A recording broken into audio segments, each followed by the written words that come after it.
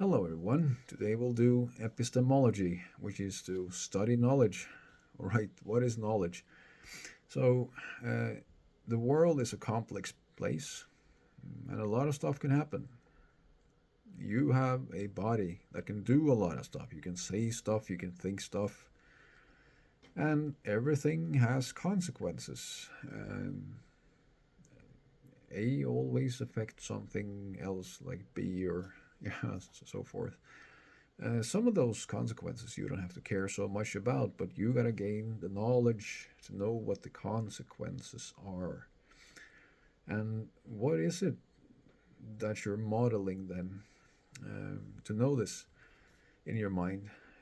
Well, those things are called patterns, and patterns are processes that repeat over and over and over again.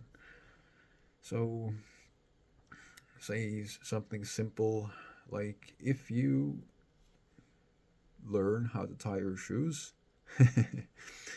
So that's a pattern to tie your shoes, and it takes a while for a kid, when you first learn it. Um, then you can walk around for a lot longer without caring about your shoes um, than if you didn't tie them. So knowledge can make your life more practical. If you don't know what you're doing, if you don't care to look at all the options, all the patterns that are relevant to the problem, then, well, things tend to not go the way you want them to. If you don't know, you might say that your sample space opens up. So your sample space are all the things that can happen if you do something or see something happen. What will happen next? Um, say if you know how to drive a car, then one outcome is likely, and that is that you'll go from point A to point B, and nothing much more will happen in between.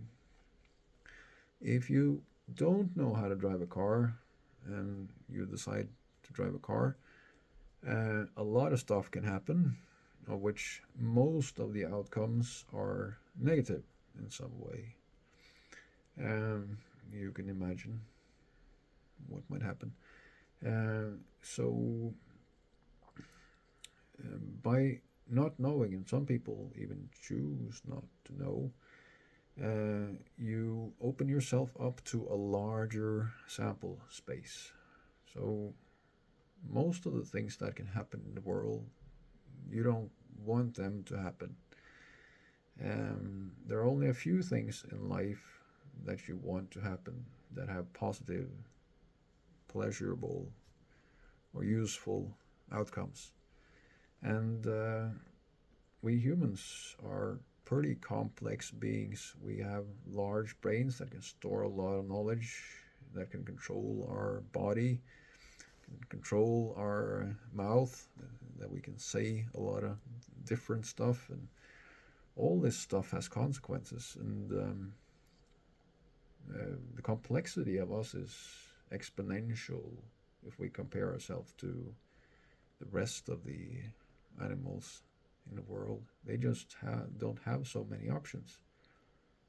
And with an increasing number of options, you have an exponential increase in the number of things that we can do, meaning our sample space. But most of those things that we can do are not positive. The most easy thing in life is to destroy.